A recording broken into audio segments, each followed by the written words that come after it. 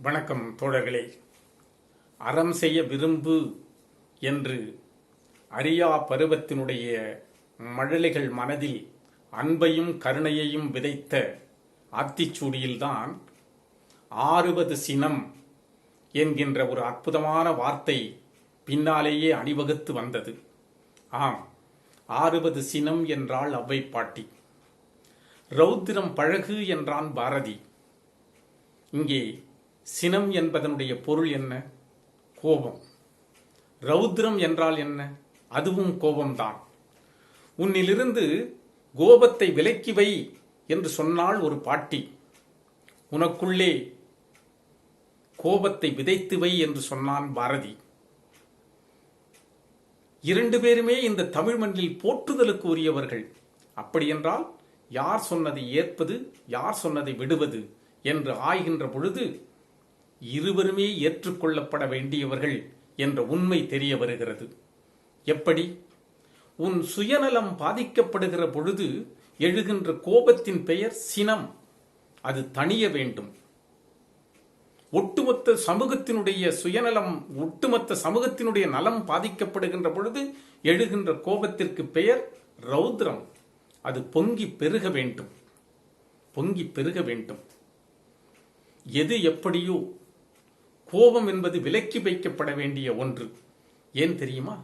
அது அரக்க மனத்தினுடைய ஆயுதம். அதற்கு அழிக்க மட்டும்தான் தெரியும். வாழ்க்கை சிக்கலாக்கும், வாழ்வை சிக்கலாக்கும், உறவுகளை சிதைக்கும், அமைதியை கெடுக்கும், ஆரோக்கியத்தை குலைக்கும். எங்கே கோபம் வரும்?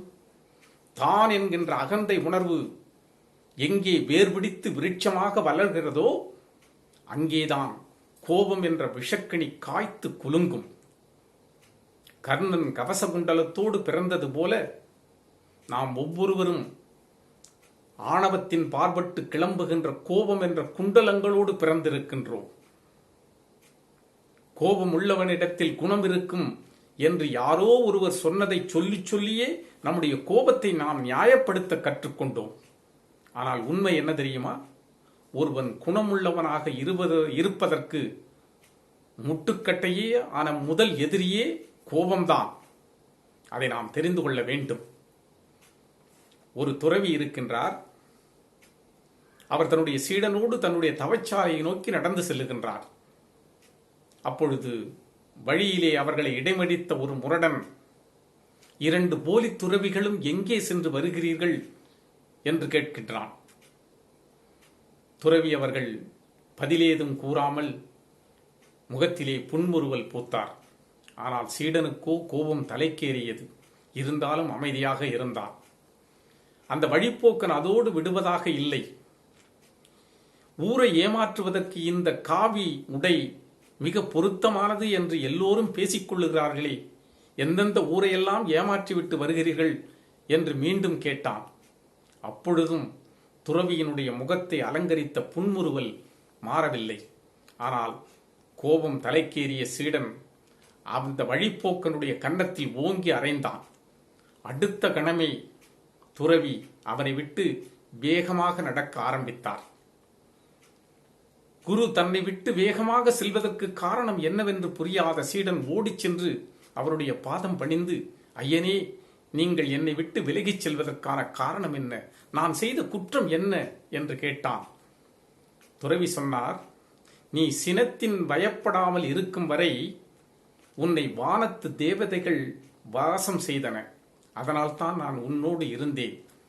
எப்பொழுது வன்மையான வார்த்தைகளை பேசி உன் உடல் வலிமையை காட்ட ஆரம்பித்தாயோ அப்பொழுதே உன்னுடைய ஆன்மாவை அசுரர்கள் ஆக்கிரமித்துக் கொண்டார்கள்.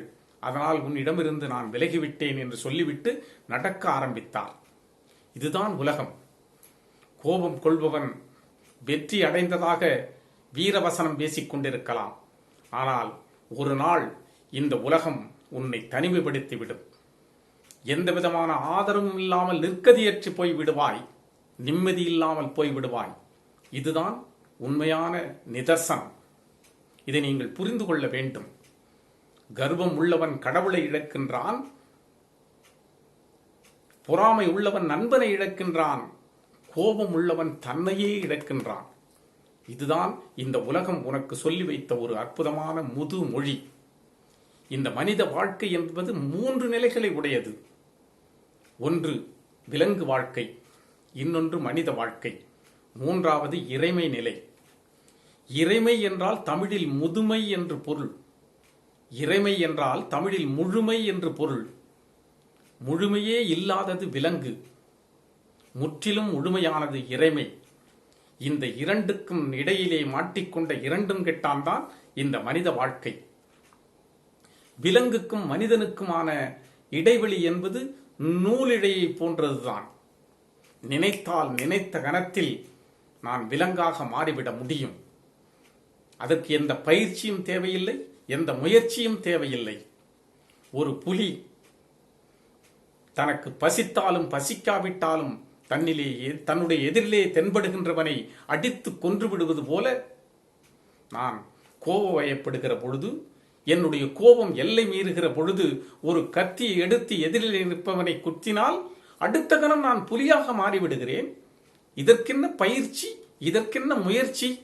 ஆனால் இறைமை என்ற கடவுள் நிலையை அடைய வேண்டும் என்றால் என்னுடைய பயணம் நீண்டது. அதற்கு நான் பல நிலைகளை தாண்டி செல்ல வேண்டும். எனவே தோழர்களே, இந்த கோபத்தை நீங்கள் தயவு செய்து தள்ளி வைக்க வேண்டும். ஏன் தெரியுமா? கோபம் சினத்தின் பயம்பட்டவனுடைய மனம் சமநிலையை இழந்துவிடும். சமநிலையை இழந்தவனுடைய வாழ்க்கை மிகப்பெரிய பள்ளத்தில் சரிந்துவிடும்.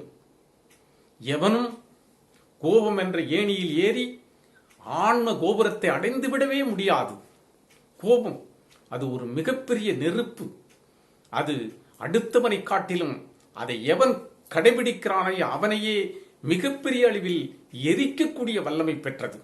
எனவே அந்த கோபத்திலிருந்து நீ விடைபெற வேண்டும். உன் மனம் அன்பின் வழியதாக செல்ல வேண்டும்.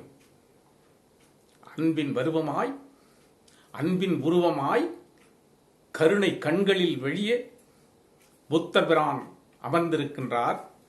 பூர்மா என்ற ஒரு சீடன் அவரிடம் வந்து, ஐயனே, நான் ஸ்ரோன பரந்தகர்கள் வாழுகின்ற பகுதிக்கு சென்று பௌத்த தர்மத்தை போதிக்க விரும்புகிறேன், உங்களிடமிருந்து விடைபெற்று செல்ல வந்திருக்கிறேன் என்று சொல்லுகிறார். புத்தர் அவரிடம் கேட்கின்றார், அவ்வாறு நீ தர்மத்தை போதிக்கின்ற பொழுது அவர்கள் அதை ஏற்றுக்கொள்ளாமல் உன்னை நிந்தனை செய்து வன்மையான வார்த்தைகளால் வசைபாடச் செய்தால் என்ன செய்வாய் என்று கேட்கின்றார்.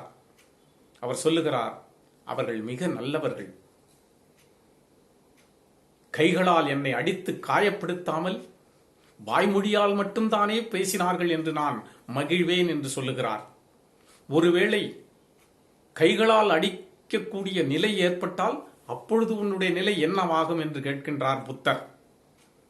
அவர் சொல்லுகிறார், அவர்கள் மிகவும் நல்லவர்கள். ஆயுதங்களால் என்னை தாக்காமல் வெறும் கைகளால் மட்டும்தானே தாக்கினார்கள் என்று நான் மிக்க மகிழ்வேன், அகமகிழ்வேன் என்று சொல்லுகிறார். இல்லை, இந்த நிலையெல்லாம் மாறி உன்னை ஆயுதங்களாலும் தாக்கக்கூடிய நிலை வந்தால் அப்பொழுது உன் நிலை என்ன என்று அடுத்த கேள்வியை எழுப்புகிறார் புத்தர். அவர் சொல்லுகிறார், அவர்களை விட மிக மிக நல்லவர்கள் இந்த உலகத்தில் வேறு யார் இருக்க முடியும்? இந்த உலகத்தில் பிறந்த ஒவ்வொரு மனிதனும் முக்தி நிலையை அடைவதற்கு வெவ்வேறு வழிகளை தேடி அலைகின்ற பொழுது அந்த முக்தியை அடைவதற்கு எனக்கு எளிதாக வழிகாட்டிய அன்பு மிக்க கருணை மிக்க உள்ளவர்கள் அல்லவா அவர்கள் என்று நான் மிக்க மகிழ்வேன் என்று சொல்லுகிறார்.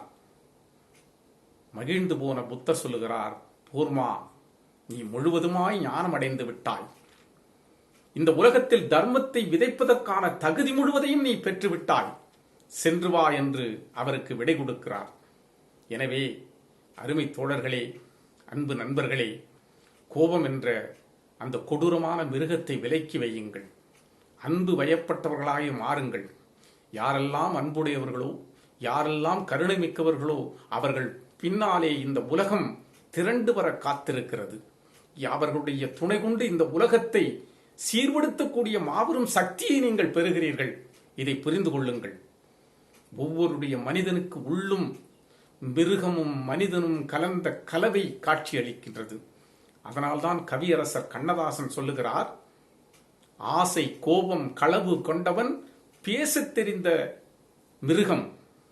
அன்பு, நன்றி, கருணை கொண்டவன் மனித வடிவில் தெய்வம் என்று சொல்லுகிறார்கள்.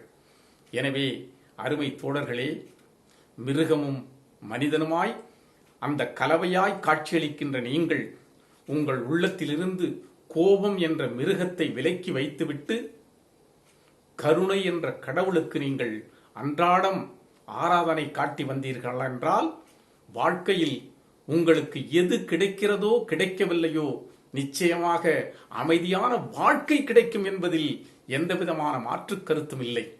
எனவே சூர சம்ஹாரம் போல் இனி வருகாலங்களில் கோப சம்ஹாரம் கொள்வோம். கோபத்தை விலக்கி வைப்போம். அன்பு, கருணை என்ற அகல் விளக்கை ஏற்றி வைப்போம். இந்த உலகத்தை அமைதியான பாதையில் வாழச் செய்வதற்கு நம்மால் முடிந்த வழி செய்வோம். நன்றி, வணக்கம்.